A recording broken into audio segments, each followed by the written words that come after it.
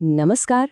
ચાલો આજે આપણે યુગ ઋષિ પંડિત શ્રી રામ શર્મા આચાર્યજી દ્વારા લેખિત અખંડ જ્યોતિના નવેમ્બર 1940ના અંકમાં ડૂબકી મારીએ અને એમાં રહેલા શાશ્વત જ્ઞાનને સમજીએ.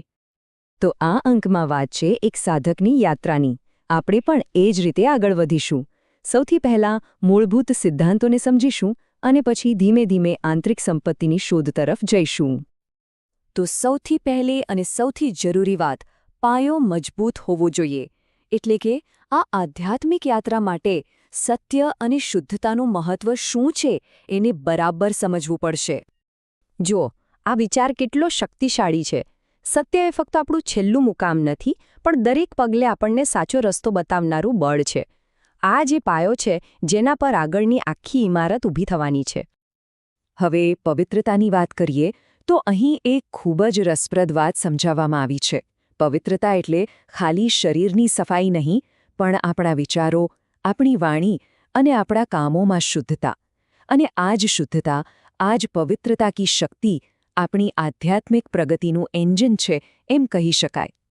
અને હા, આ કોઈ એવી યાત્રા નથી જે થોડા સમય માટે કરવાની હોય. 24 ઘંટે કા સાથીનો અર્થ જ છે કે આપણે દરેક ક્ષણે જાગૃત રહેવાનું છે. આપણી આ જ જાગૃતિ જ આપણો સાચો સાથી છે. સારું, તો પાયો તો નંખાઈ ગયો સત્ય અને શુદ્ધતાનો. પણ હવે સવાલ એ થાય કે આ રસ્તા પર આગળ વધવા માટે કયા સાધનો વાપરવા? ચાલો હવે એના વિશે વાત કરીએ. વ્રત શબ્દ સાંભળીને કદાચ કોઈને એમ લાગે કે આ તો બંધન છે, પણ અહીં એને એકદમ અલગ રીતે જોવામાં આવ્યું છે. વ્રત એ બંધન નહીં, પણ આપણી ઊર્જાને એક દિશામાં વાળવા માટેનું એક શક્તિશાળી સાધન છે. જો આ 4 પગલાં કેટલા સ્પષ્ટ છે.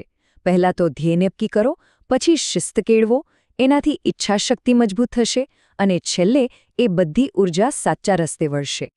આ એક ઉત્તમ ઉદાહરણ છે જે બાહ્ય ક્રિયા અને ઊંડા તત્વજ્ઞાન વચ્ચેનો ભેદ સમજાવે છે.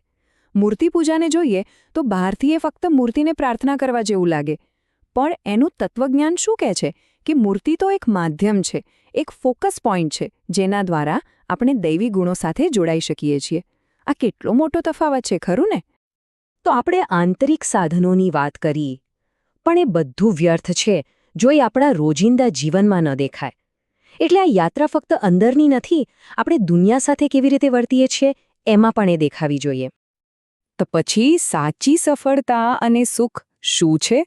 સુખ और સફળતા લેખ મુજબ એ માત્ર પૈસા કે પદ નથી. સાચી સફળતા આ 5 બાબતોના સરવાળાથી બને છે. હેતુ સાથે કામ કરવું, હકારાત્મક વિચારસરણી, નૈતિક જીવન, બીજાની સેવા અને સૌથી અગત્યનું મનની શાંતિ, એટલે કે આંતરિક સંતોષ. અને આ સફરમાં કરુણાનું સ્થાન ખૂબ જ ઊંચું છે.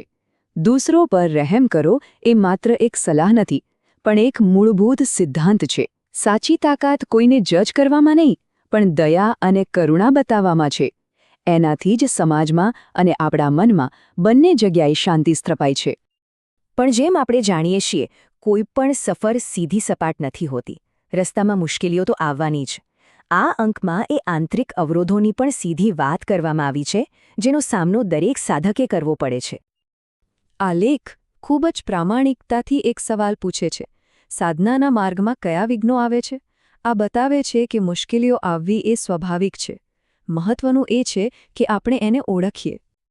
અને જે જવાબો મળે છે એ ખૂબ જ ઊંડા છે. સામાન્ય મુશ્કેલીઓ જેવી કે મનનું ભટકવું કે આળસ તો છે જ, પણ એનાથી પણ આગળ વધીને ભય ડર પ્રેત લીલા, એટલે કે આપણા મનના બનાવેલા ડર, અને આત્મચિંતા, એટલે કે પોતાના વિશે જ વધારે પડતી ચિંતા કરવી, આ એવા સૂક્ષ્મ અવરોધો છે જે આપણી ગતિને રોકી શકે છે. તો આ બધા અવરોધોને પાર કર્યા પછી આપણે ક્યાં પહોંચીએ છીએ? આપણે પહોંચીએ છીએ આપણા અંતિમ લક્ષ્ય પર, સાચી અને કાયમી સુખાકારીની અનુભૂતિ તરફ. આગળ એક ખૂબ જ સુંદર પ્રશ્ન પૂછવામાં આવ્યો છે: પારસ પથ્થર કહાં હૈ? આપણે બધાએ પારસ પથ્થરની વાર્તા સાંભળી છે, જે લોખંડને સોનું બનાવી દે. અહીં આ રૂપકનો ઉપયોગ એ પૂછવા માટે થયો છે કે સાચો ખજાનો, સાચી સંપત્તિ આખરે છે ક્યાં? અને જવાબ જેટલો સરળ છે એટલો જ ગહન છે. એ પારસ પથ્થર કોઈ બહારની વસ્તુ નથી, એ તો આપણી અંદર રહેલી જાગૃત ચેતના છે. એ શક્તિ જે બધું બદલી શકે છે એ આપણી અંદર જ છે. અલબત્ત, આ આંતરિક ખજાનાને સાચવવા માટે સ્વસ્થ શરીર પણ જરૂરી છે. એટલે જ આ અંકમાં સ્વરયોગ એટલે કે શ્વાસ દ્વારા રોગોને દૂર કરવાની કળા અને શીર્ષાસન જેવા આસનોના અનુભવો વિશે પણ વાત કરવામાં આવી છે.